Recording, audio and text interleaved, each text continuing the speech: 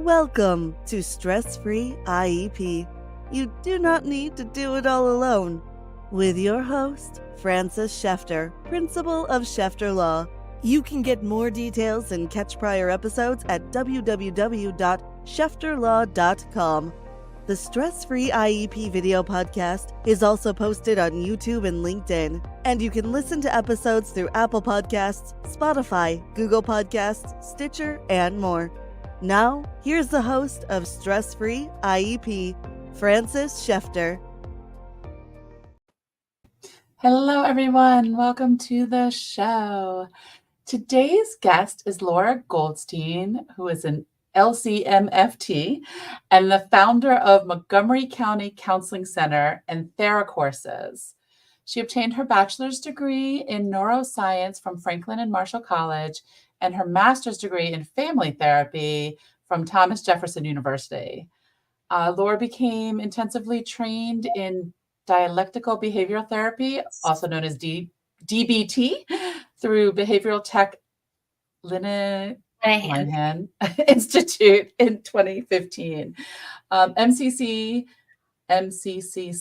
got to see there, serves individuals, parents, and families throughout Maryland who are struggling with intense emotions, fraught relationships, and maladaptive coping behaviors.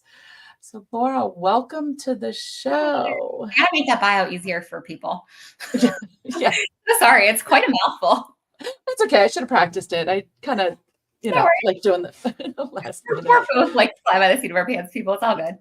Right, exactly. That's why that's what I think is so great about the show, is that we just, kind of talk and let people know what's out there, and just all learning together about different services that are out there for our neurodiverse kiddos. Yeah. And I know we talked about like intense emotions. That's such a big thing now, for any diagnosis. Like, it doesn't matter, and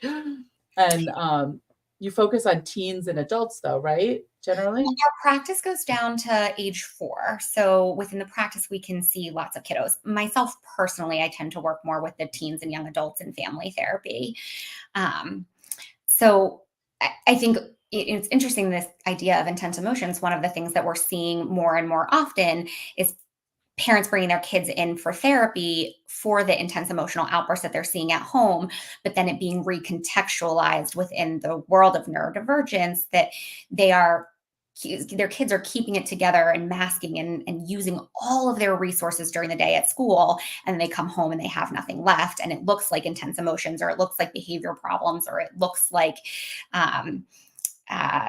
these outbursts, when really they're depleted from the whole day. And so we've been doing a lot of work in making sure that we are assessing for that rather than jumping straight into behavioral approaches, because no amount of behavioral approach can refill a kid's tank from a day that's been depleted. And that's something, I was gonna say, I talk about often with clients that come in, because they say, the schools try to say it's a home problem. It's not a school problem, because they don't understand the masking. And one of the things I always say at IEP meetings, eligibility meetings, when the school kind of gives the pushback, is I'm like, look, it's just like you're at work all day. You can't let off steam. You can't cuss. You can't scream and yell. You got to keep yourself together all day long. And what do you do when you get home? Go for a run, drink a glass of wine, drink a bottle of wine, whatever it is, your outlet. And our kids having to keep it together and not having those skills for the outlet. It's like the same thing. And it's so funny, because every time I say it, all of a sudden you see the light bulbs go off on the top of the teachers' heads, of understanding and getting what this is and what masking is. Well, and look, as a family therapist, like, I'm the first one to say, like, sometimes it is a family dynamic thing. And very often there is a sort of process by which like emotional energy is spread amongst the family unit, and often it can be absorbed by a child and then kind of like squeezed out like a sponge all over the place. And I actually, like, the hill that I will stand on is that DMDD as a diagnosis, disruptive mood dysregulation disorder, that is a family dynamic process, and not an identified patient disorder. So that's like a sidebar, but like I will stand on that hill all day that when I hear that it's a family thing and sometimes also a neurodivergent thing. Same with ODD. But anyways, I was going to say same as ODD. yeah, one of my really good friends and colleagues just put out a blog that's like ODD is a trash diagnosis, which for the most part, she and I are aligned on there. I have a couple of exceptions where I do think that it's a pretty valid diagnosis, but by and large, I think it's way overdiagnosed. But so all of which is to say, like, I do think sometimes it is a family dynamic thing, but I also think sometimes it's just the way the brain is operating and you can hold it together for only so long. And, I just had a conversation with a parent recently where he sees his kid able to do the things that dad wants him to be able to do in certain contexts, but then at home, not able to do them. And so dad's conceptualization is that this is a choice and that he's choosing to be difficult or choosing to be defiant or to misbehave. And the metaphor that I used is like, it's like wearing a shoe that's too small. Yes, you can wear them. You can wear it for a little bit of time. For the first little bit, it might not hurt. But the more you wear a shoe that's too small, the more it hurts, the more you want to take it off. And eventually you're going to reach a point where you say, I never want to put that shoe back on. And so like he can, but not forever. And when he gets home, he wants to take his too tight shoes off because he's constrained in an environment that isn't fit for him. And so again, like that light bulb moment of like, okay, this is clicking, where it's like what one can do at any point in time is always changing. And that's very much like a DBT concept, is you're always doing the best you can, but what you can and your capacity is different at every moment of every day based on how much sleep you had and how well fed you are and any number of vulnerabilities and any number of hormonal changes. And so like what you can give is never the same thing. So to say like you are capable of this is nearly impossible when capability is always changing from moment to moment. For me, I'm like, that's with everyone, like, neurotypical, young adults, older, everything. Because like, I think about it when I get hangry, somebody saying, mom, I'm going to snap because I'm just like, stop, and I can imagine like for everybody like that, if, you're hungry, haven't slept, haven't eaten, all like, it just makes so much sense. For sure. There's like any number of vulnerability factors that can influence what you are capable of at any point in time.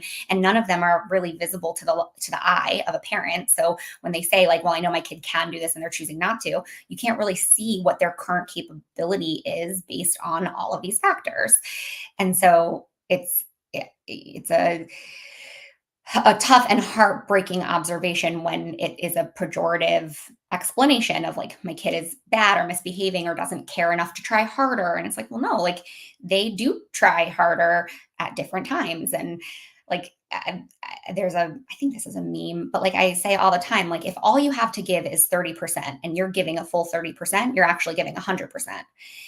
If all you have to give is 50% and you're giving a full 50%, you're giving 100% of what you have at any given moment. And so this idea is of like, as long as you're giving it your 100%, as long as you're trying, that looks different at every point in time because you don't always have 100% all the time. So if you're giving 100% of what you have, that is the best that you can do. And I especially think in this demographic of the DMV, there's a pressure of like, give it your all, try really hard. There's a pressure for achievement and a pressure for effort. And I think that's very specific to our geography also, just being in a high performing area. Being busy and overextended and all that other stuff. It's like, I just think about it talking with my friends or, their parents. And it's like, how are you? And almost all of us, the first thing is, oh, so busy.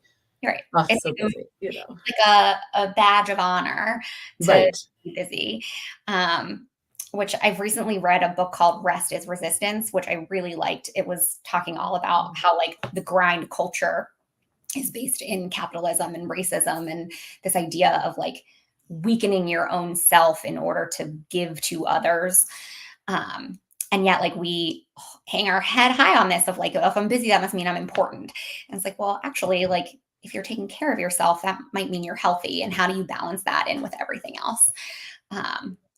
So yeah. Yeah. And you know, I think about it talking with my friends or, their parents, and it's like, how are you? And almost all of us, the first thing is, oh, so busy. And it's like, well, actually, like if you're taking care of yourself, that might mean you're healthy. And how do you balance that in with everything else? So the busyness piece, Yeah. the busyness piece of like staying busy, but also just of like, of doing your best, of trying, of caring, of being invested in something for your future. Like we live in a very academic and white collar environment where achievement is often prioritized over creativity or like living. There's a particular phrase I like going against the grain, which is very much a value for some people, and like finding their own path. Yes. Like Yeah. finding your own path is not something that the like DC metro area is Right. very supportive of, but it's also like there's nothing wrong with somebody who lives by finding their own path. Right. You So see all the stickers of my kid's on a roll, on a roll, on a roll. And I'm like, my kid's emotionally healthy, like what's more important here? yeah, We're well balanced, my kid feels free to be themselves. My kid feels free to be silly. My kid knows that like if they mess up, they can apologize and still be welcome here, rather than have the fear that if they mess up that, there's going to be a huge emotional reaction, all that kind of stuff.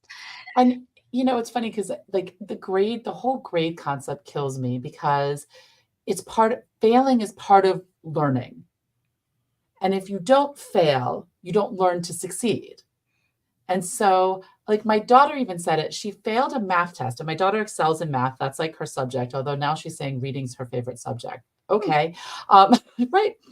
But she failed a test, and I said, "Oh, do you want to go over it?" She's like, "No, Mom, I wasn't there the day it was taught.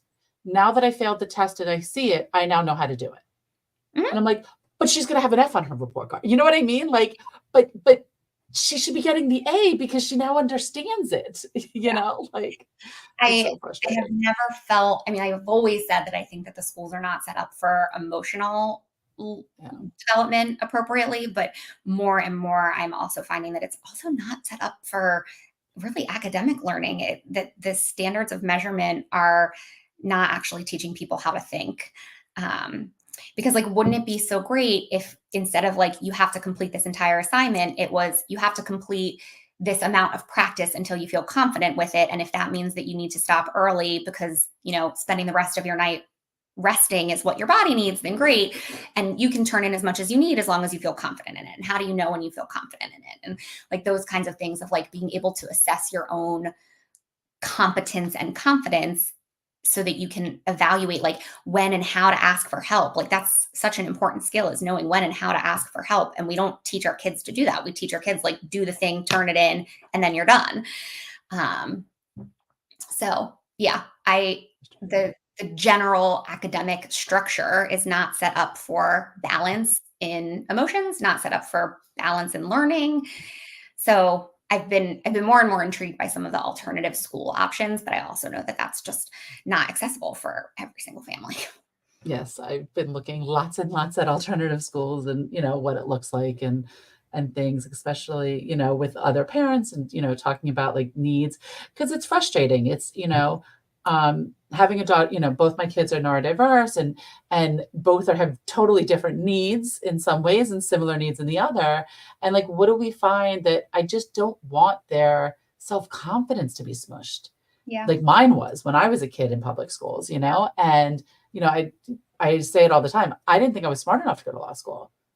And it wasn't until much older, a second career for me, that I was like, let me just see what happens if I take the LSATs, and here I am, running my own law firm. So clearly I was smart enough, but I didn't fit into what school said you had to fit into for the grades to be considered smart. Right. Right. And yeah. Yeah. One of the things that I've been talking with parents a lot lately is like setting the home expectations based on your values. So if you value, like, we want for you to, stretch your academic muscle a little bit this evening. We want for you to get some physical activity this evening. And we want for you to get some social activity this evening. We also want for you to get some rest this evening. And rest, by the way, doesn't have to just be asleep, but there's awake rest as well. But, balancing all those things is important. So we want for you to do 30 minutes of homework, do what you can. And if you don't complete it all, that's fine. You've stretched your brain.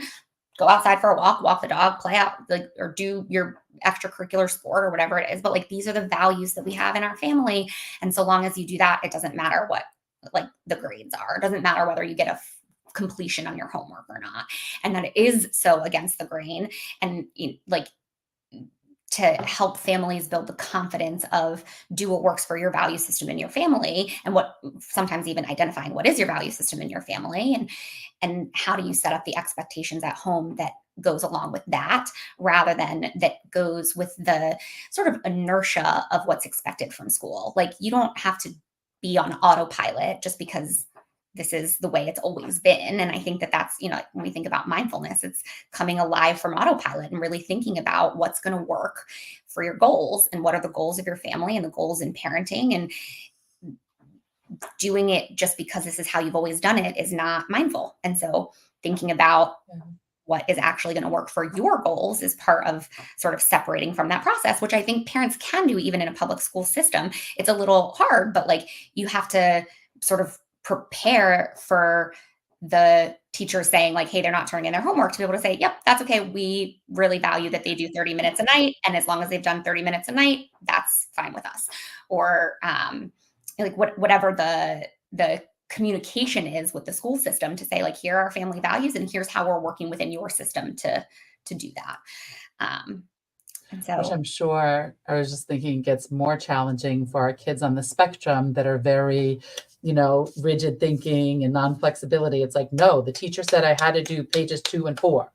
Yeah. I have to do page 2 and 4. Doesn't matter if it takes me 5 hours. They said 2 and 4. Mm-hmm. And it's such a hard thing to get the kids out of that rigid thinking, Yeah, absolutely. And balance it. Well, and I think that's also where like IEPs come in handy, of like the reduced workload. But what we see a lot is that, at least what we hear from the therapeutic side, is that like teachers know that their kids have IEPs, but they expect for the kids to advocate for their own IEP application. And somebody who A, doesn't want to feel different, doesn't want to feel stigmatized, or B, has memory and processing struggles themselves, isn't going to remember to like highlight that on a regular basis. And so I have heard from parents in the therapeutic setting just the frustration of, yes, we have the supports in place, but if my kid isn't asking for it because of stigma, or if my kid isn't asking for it because they forget, like, how do we ensure that these things are upheld? Which I wish I had a perfect answer for. I don't. You work with an advocate. But there's like all of these different ways in which it converges to be really difficult. And if anything, I think there's an aspect of like, oh, I wish I had the perfect solutions, but part of the perfect solution is just really being able to empathize with it, to be able to say like, here's what our kids are up against, or here's why it's so complicated, and to see it in the fullest context and, see the forest through the trees. I think building that empathy is so important, because that's really where the solutions at home come from, and the connection and validation and the non-judgment, and all of that is necessary for any logistical solution to occur. So I think just being able to have that conceptualization is really important. Right. Yeah. And I hear that all the time with the IEPs, and it's always, when I have potential clients come, where we talk about like, okay, so the IEP is not getting implemented, but what I always go to next is, what do you want as your end game?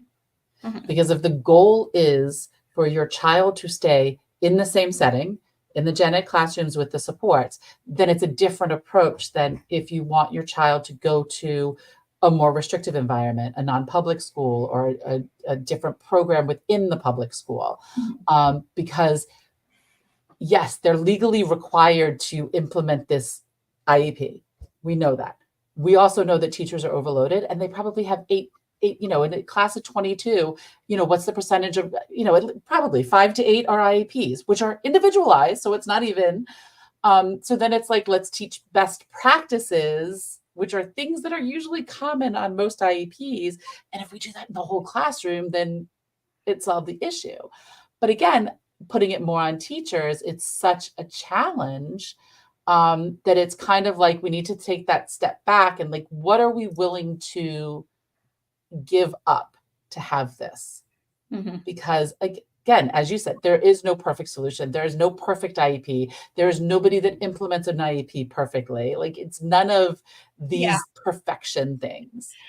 I mean, like in this like dream perfect fantasy land, like every like education is all individualized, and like even for students who don't have learning disorders, who don't have dyslexia or ADHD or autism, some of them need more enrichment. Some of them learn better through doing, some of them learn better through writing, some of them, like everybody learns differently, even if it's not a dysfunction in learning. And so this like concept that there's like a way in which we are able to teach everyone at the same time, because you have a class full of 30 people, so you have to do what you can to meet everybody's needs, in and of itself is kind of silly. When it's like, wouldn't it be so great if every student had an individualized care plan, so it wasn't then a stigma for the people who have struggles? But what then also happens is the people who excel don't get the enrichment. So I've been doing a lot of research in 2E, twice exceptional stuff, which I did not know until recently. It was what I was experiencing when I was in school, which is that I was smart enough that I didn't need to know how to study until college, and then I didn't know how to study. But because I had ADHD, it never showed as like superb, because my ADHD weaknesses interfered with my ability to perform.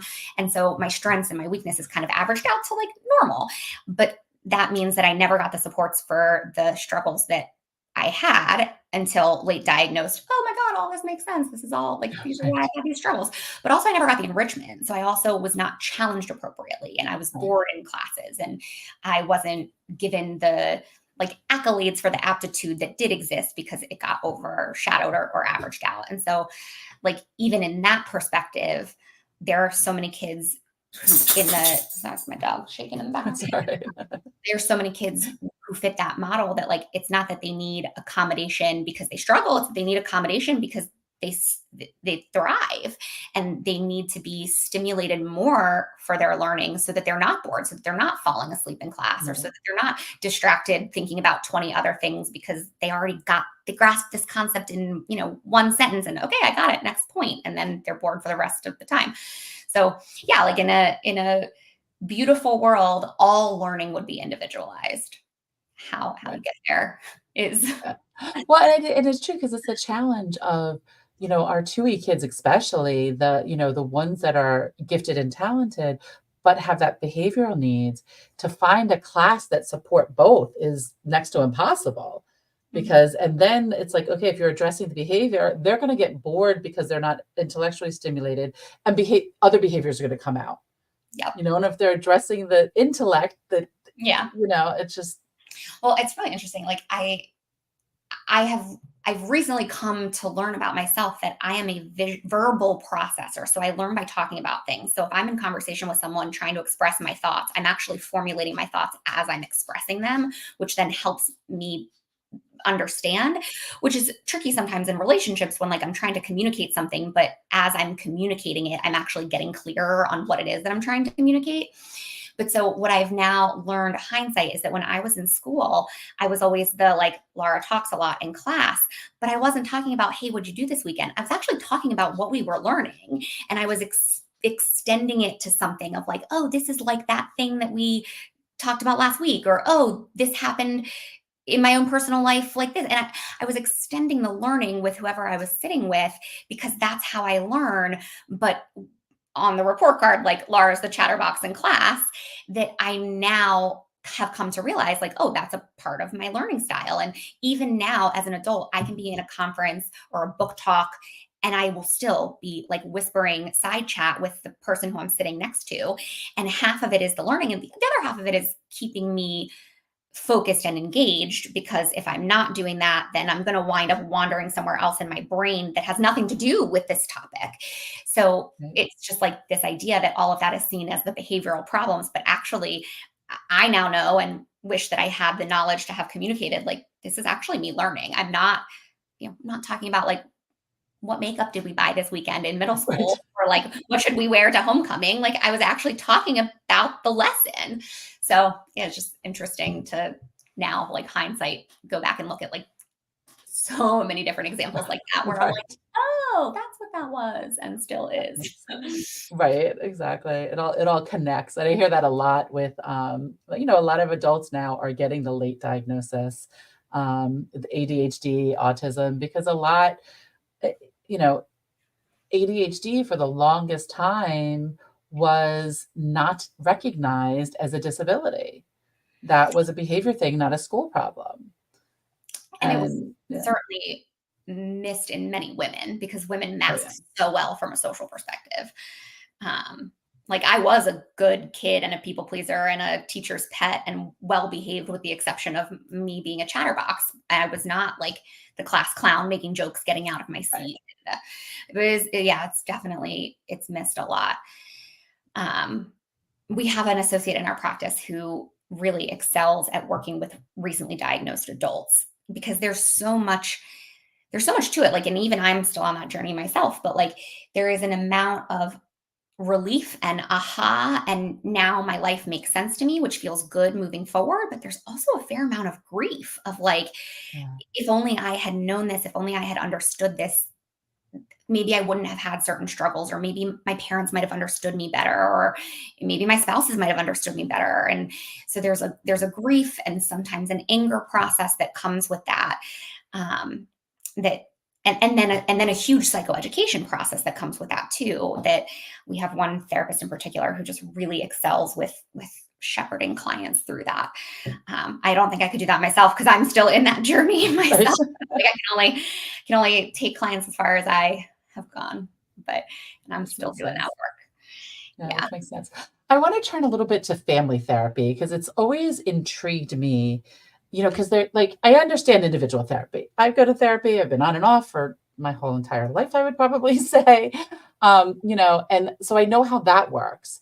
And then I've heard of like the behavior plans that what does family therapy look like though?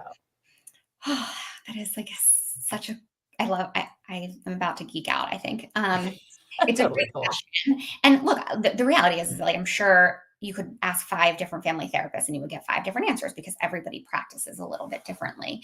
But the way that I have been trained as a marriage and family therapist to contextualize it or conceptualize it is that the relationship itself is the client.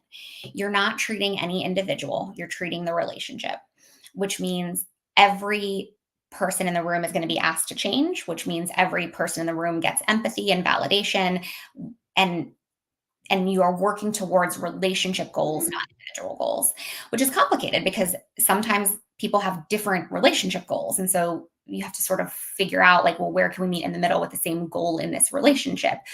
With kids, it's often like veiled in, well, I want my parents to get off my back, but the parents are like, I want them to do X, Y, or Z. And so it's like, okay, well, how can we agree that if certain things occur, there would be less frustration, that you would get some of that relief of the nagging, but you would also feel like things are moving in the direction that you want. And so it's like, they might not say that that's the same relationship goal, but we can sort of veil it in less arguing at home when life runs smoother.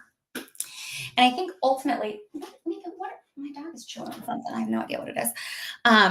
Sorry, let me pick this up. No, it's okay. I have 2 at home. Oh, it's a Q-tip. How did you Oh Q-tip? no. I don't know how she even got that. This is my ADHD showing up. Not able to Okay. figure it out.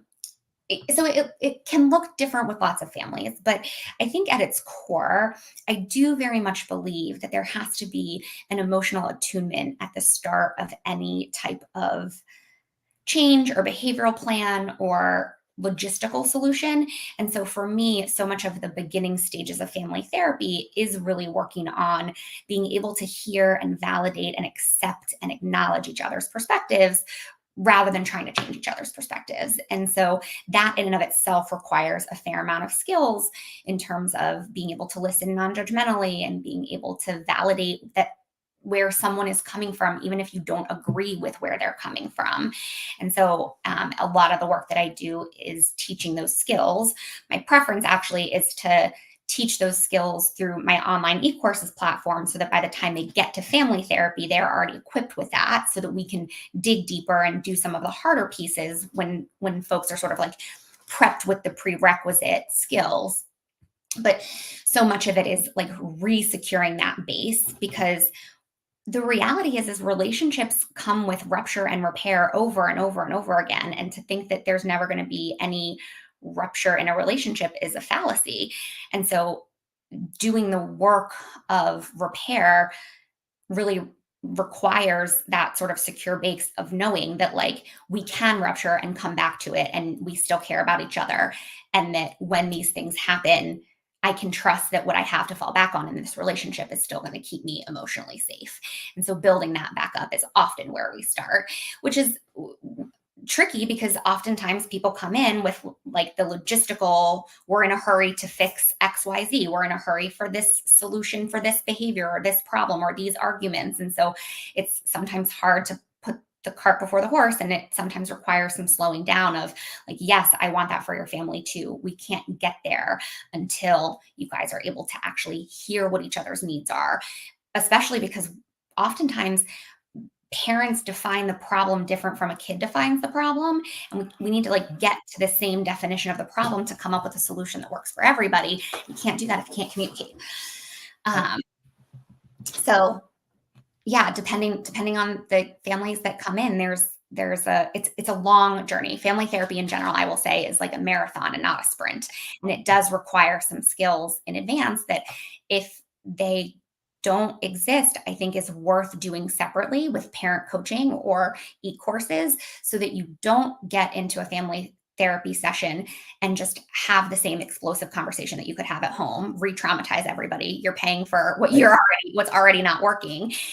And as a family therapist, like it's very hard to teach the new skills while also regulating everybody's emotions in the session, regulating the behaviors in the session, attuning to each person who might be dysregulated in the session. And it's very hard to do all of that, which is why I will sometimes recommend doing separate work first. So parents can get either the skills through an e-course or through their own individual therapy. A child can get their distress tolerance skills with individual work so that they can tolerate the experience of feeling criticized or feeling judged or feeling unheard or whatever that might be, so that then everybody can tolerate family therapy more effectively without creating re-traumatization. There's an assessment process that goes along with that of like who's ready for what. And so usually I kind of scope that out in the first session or two. That's what I was going to say. Like, so you do an assessment and then you might take that step back and be like, you know what, we're not ready for family therapy. I recommend doing these things first. Yep. My general approach is that I do the majority of my intake is a lot of observation. So like, yes, I'm asking questions, but I'm looking much more at the process than the content of the answers of those questions.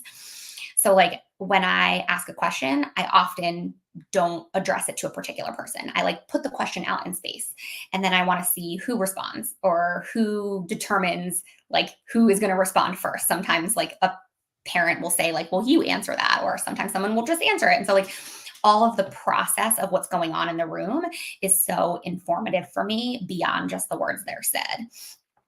I also think that this is why my ADHD likes family therapy so much, is because there is so much going on at the same time. There's a lot for me to focus on. And so like, it's a good and stimulating challenge. But I think that there is a particular type of training for family therapy where you're looking at the process of the dynamic and not the content. And I think that there are a lot of individual therapists who will work within the family system, and it winds up being like individual therapy with an audience. And in my opinion, that's not family therapy.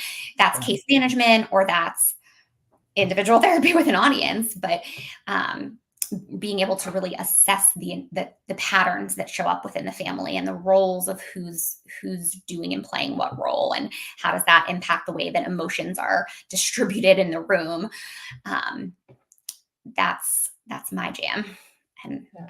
And so your e-course, is that made for the family to watch and do together, or is it for the parents? It's meant specifically for parents of tweens and teens, and it gives parents the skills that they need to be able to observe and respond without judgment, and to be able to validate even when you disagree, and to be able to ask for your needs in a way that is like appropriate communication. And then it goes into behavioral modification skills, all within the foundation of this emotional landscape. And eight it's 8 weeks of modules, but sorry, my words are not working. It's an 8-week course with 8 modules and 8 lessons, much of which is pulled from dialectical behavioral therapy, which is meant for people with strong emotions and black and white thinking, and who oscillate between different extremes, which is kind of like teenage life in general. So like all teenagers kind of fit that description, even without any particular diagnosis. So it works really, these skills work really well in parenting teens, because you're able to sort of manage all that comes with adolescence. And so it's an 8-week course. I really believe that the best case scenario is to have all 8 modules within your toolkit, and they really build upon one another. At the same time, I recognize that not every family needs every single skill. And so I just broke it up into, you can purchase each module separate from one another. That was a development that I made over the summer, so that families who just need validation can get that, or who just need behavioral modification can get that. I just think it comes with the caveat or the warning that like many families very much want the behavioral modification, but it needs to have some pre-steps before that as well.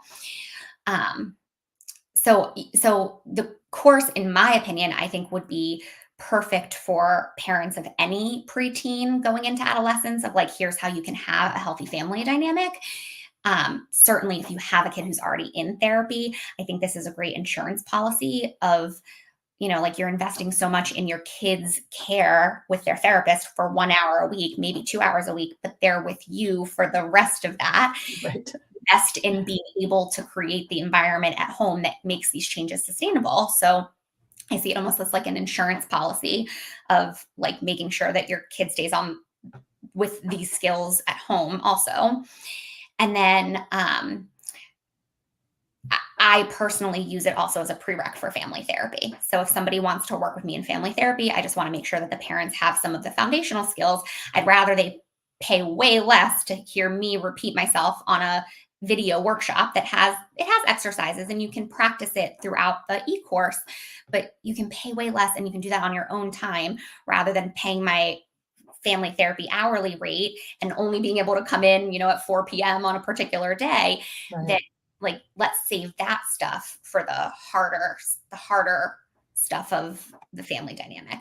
So I use it as a prerequisite for my family therapy also. If families want to work with me and their teenager, I request that parents get through at least the first 5 of the 8 weeks, because that's where the emotional skills are taught for non-judgmental stance and mindful parenting, and how parents can use their own distress tolerance, so they're not responding from their place of emotions when their kid is in an emotion, and the emotional waves kind of can crash together, and a parent has to regulate themselves before they can co-regulate for a child.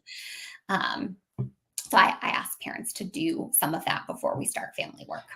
And you say preteens to, tweens. So like what age range would you say? So the examples in the course, I think, really fit for ages like 11 or 12 to about 17 or 18. And those are the examples that I use for the skills themselves. But the skills are applicable for any age. The skills are applicable for a 5-year-old. The skills are applicable for a 25-year-old if you have a young adult still in your house. And so when other therapists are like, hey, do you think that this will be a good fit for this family? I will say, well, if a family can hear the skill and tweak the application of it for age appropriateness in their family, they still might really value learning the emotion skills. If the viewer is very much a literal learner, and they're going to hear what I say in my examples and then try to take that home literally, that might not be a fit, because then you might be applying an age inappropriate example for your household. So that's, I think, very much based on people's learning styles. And I have goal of developing both a young adult version and a younger kiddos version, although there are lots of versions for younger kiddos out there. I don't know if you've ever heard of Big Little Feelings. I've heard of that one. Yeah. They have a lot of great e-courses for younger kiddos. I don't think that they're specifically neurodivergent, like focused, but I think that the dynamic of the parenting skills that kind of follow that same path of first you have to self-regulate, then you can co-regulate, then you can create change. That's still the same path that they follow. So they do that for younger kids. Yeah. Yeah. And I mean, that's a path, neurodiverse or neurotypical, it's like everyone, like and we talk about that all the time about self-care. Like you need to fill your own cup or you're not going to have anything left to give. Yeah. And, I had that conversation with my daughter today about shoes because her shoes got really bad. And I'm like almost embarrassed that I am embarrassed that she was wearing them. And I made the comment of like, we need to pay attention to your shoes and replace them more often. She's like, well, that's not good for the earth. And I said, okay, you're right. But it's bad for your feet to be wearing shoes that are uncomfortable. And while we want to save the earth, we don't want to do it at the expense of our own health. And she was like, okay, like it kind of connected, but that's the truth of it. Like, yes, we want to be able to do all this, but we've got to protect ourselves. When you're talking from a place of values, which you can access that place of values conversation when you're not flooded with embarrassment or anger of like, why didn't you tell me they were breaking? Or, oh my God, everybody's going to look at your feet and think that I'm a terrible parent. And so being able to separate yourself from those thoughts, it sounds like, at least on this particular topic, is able to happen really quickly and automatically for you. For some families and for some adults, it doesn't happen that quickly and automatically. And that needs to happen before you have the shoe conversation. And trying to have the shoe conversation in the midst of embarrassment or anger or frustration means you're not going to get to the place where you can talk about values such that it makes sense to your kid. So that's so much of what this, which, just for everybody listening, did not come naturally. I do a lot of my own personal therapy and my show. I learn a lot from, from interviewing the people on my show, and start implementing a lot and the parenting changes and taking that step back. And I love it because I'm not screaming and yelling as much as I used to be. It's just kind of like, you know what? Here's the deal. We're out the door at this time. If you miss the bus, this is the consequences. Yeah. You got 5 minutes. It's time to go. And then walk out the door. Either she makes it or she doesn't. And it's been working great because I still have the anxiety because I'm one like, you need to leave at 8:25. You need to be out the door at 8:20, type person. But that's not who she is. Right. Well, and that comes with like really being able to detach from the outcome, which is like so hard to do with your own kid because like you want them to be successful. You want them to do well in school. So then missing a day of school, if they miss the bus, feels like it's working against your goals for them. And so like detaching from the outcome of like, hey, you're going to make this choice. And based on that choice, there are going to be natural consequences. And I can be disappointed in those, but like, that's ultimately your choice and your autonomy as a human being. It's really, really hard to do. Really, really hard to do, to detach from that outcome. There's a whole module on radical acceptance, which talks about that. And then I often recommend the book, The Subtle Art of Not Giving a Fuck, as a great, irreverent, humorous, not exactly self-help, but not self-help book that can really help all people work on sort of like detaching from the outcome. And also it will still be okay. I recommend it's definitely a hard skill. Getting to that neutral, like all of us, we're all struggling and working on it because we all have our triggers, we all have our histories, we all have everything, and we need to take we need to take care of ourselves and give us what we need, but we also need to be able to be there for them and finding that balance. Well, and I think like that's this idea of like some social scripts that don't work. I actually think that there is a social script of like, when you have a kid, like they become your whole world and you do everything and anything for them and like they come first. And like, I actually think that works against this idea of like, you have to fill up your own cup. And in fact, in order to put them first, you have to put yourself first. Like, right. In order to give them what they need from your emotional energy and from your logistical energy, you have to be taking care of your emotional self. And it's not just bubble baths, and it's not just like making sure that you get to read or giving yourself a shower. Like those are bare minimums. Like keeping like your hygiene and your own food and sleep for families, especially like the homemaker or the caretaker who is running the household primarily. And I'm like noticing myself wanting to get off onto a tangent about mental load and division of labor and like equal parenting, but that's a whole nother subject. But anyways, the shower and the eating and the sleeping is such the bare minimum. That is not the same as like being aware of the emotional energy that you have, the validation that you need from other people and other support networks, or your self-validation in order to know that your feelings make sense. And then in order to then be able to validate your child, which your child's not going to be able to tell you that your feelings make sense if you can't tell them that their feelings make sense. And they don't know how to do that. We don't expect them to know how to do that. We expect them to learn how to do that from parents role modeling it to them. And if a parent can't role model it to them, then they need to learn how, which usually starts with being able to do that yourself. So, and then, you know, like the intergenerational patterns of, well, if you've never learned how to do that for yourself, chances are nobody spoke to you that way either. So it's not your fault that you don't know how, but as a parent, it is your responsibility to learn how before you expect your child to be able to do it, because you as the adult have the resources to learn and seek that assistance. Your kid isn't going to be able to walk into a library and get a book on how do I learn how to validate my feelings so that I can take myself seriously. That's just not how a kid is programmed. A kid is programmed to the way my parents talk to me is the voice in my head. So I do feel really strongly that that's part of taking care of yourself. That was a big eye opener for me when somebody said that, is that the things you say to your child now becomes their inner voice later. Totally. And it was such an eye opener, and took the step back for my daughters and how I interact with them. Like my daughter the other day spilt a glass of water, and at first I was like, oh, seriously, are you kidding? I mean, like a full glass of water, you know? And I'm like, are you kidding me? I'm like, you know what? It's okay. It's a mistake. But this is why mommy and daddy say, let's not reach across the table, because this is something that happens. So it's okay that it happened. It's a mistake. It's a learning. But like I took that step back instead of blowing up of like, how could you be so ridiculous? Like you didn't pay attention to the water and, you know, and all that stuff. It's like, it's okay. Let's learn, you know? Yeah. Yeah. Kudos to you.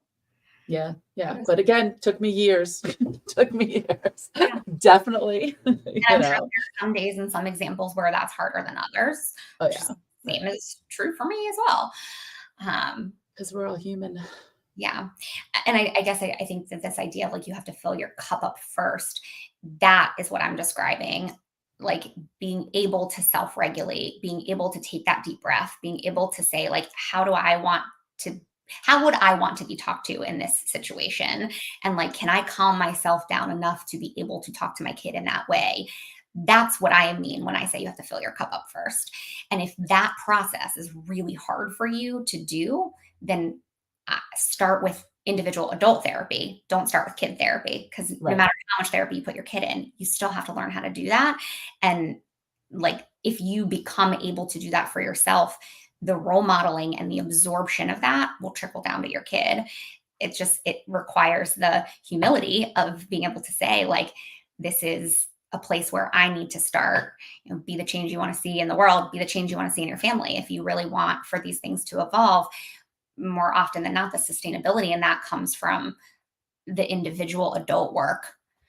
That's not to say that I don't believe in individual child and teen work. I absolutely do. But that idea of role modeling and filling your cup, very, very important. And the sustainable change often happens there. Not to say that, like, again, like it's also nuanced. So I'm not trying to like counteract things that are actually very effective when it comes to the world of mental health. But I do very much believe in the sort of caregiver hierarchy, getting their needs emotionally met in order to be able to role model and then demonstrate. And that's especially true for kids who don't want to be in therapy themselves. I think it's true for really all kids, but if a child really, really doesn't want to be in therapy, forcing them to go to therapy, but then everything at home still being the same pattern, I think is in some ways causing more harm than good, because we reinforce this idea of an identified problem rather than a dynamic of shared responsibility. And sometimes we also sort of reinforce that therapy doesn't help, because no matter how much a kid is trying, if the system at home is not evolving with a child, then it feels like nothing is changing. And then a child can often say like, well, I didn't want to, and I said I wouldn't, it didn't help. And then they're turned off from therapy for the rest of their adulthood, which we want for kids to stay open to seeking help when they need it as adults. So for kids who are really adamant about not wanting therapy, I very often think that either parent coaching or individual adult therapy does the trick just as well, if you can humble yourself to accept that help rather than put it on somebody else. Yeah, and that makes sense. It makes sense. Yeah. This has been so awesome. So I know we mentioned your ebook, and I know we'll have the link below. Awesome. But so I know you said the assessment. So do people just reach out, call you, schedule a first appointment? What does that look like? Yep, absolutely. So new clients can go to our website, which is mccounselingcenter.com. MC is short for Montgomery County Counseling Center.com. And there's an inquiry form right on there. Based on the inquiry form, our intake coordinator, which is me right now, I just took back over the role, which I actually am very excited about because I miss doing intake. I get to feel connected to my clients and our staff again. So I'm very happy to be doing that. So the intake coordinator, me, will reach out and understand a little bit about what's going on and help determine which services are best, whether that is individual therapy for a child or for an adult, or parent coaching. If for family therapy, if you're specifically looking for family therapy, a first session often is that assessment where you would then get recommendations of like, here's what I think you should do next. Something that we do in our practice is if you're just really not sure what it is that your family needs, you can book a one-time consultation with either myself or our clinical director, which is more than just that 10-minute first phone call, but a full session to kind of like lay all the cards on the table. If you have neuropsych evals or past treatment providers, we can sort of like accumulate all of that in order to be able to give a recommended treatment path, which is not really the same as an intake session with a therapist, but like a consultation of what services would be to your best benefit. And so that's something that we offer also as like a one-time meeting in order to consult on what would be helpful. Some people call us already knowing exactly what they want, and sometimes we can figure it out in that first 10 to 15 minute phone call, but sometimes it takes the whole session to figure out sort of what would be best. Right. This has been so awesome and so great. And I know we're going to have all the links of everything in the show notes now it's live on Facebook and YouTube, but then once it's fully published, it'll be on everything. Awesome. Thank you so much for being on the show and sharing all your wisdom. It is a pleasure. Like I said, I got the chatty Cathy gene in me, so I will talk. You asked me to talk, I will talk. Thank you so much for having me. You've been listening to Stress-Free IEP with your host, Frances Schefter. Remember, you do not need to do it all alone. You can reach Frances through schefterlaw.com, where prior episodes are also posted. Thank you for your positive reviews, comments, and sharing the show with others through YouTube, LinkedIn, Apple Podcasts, Spotify, Google Podcasts, Stitcher, and more.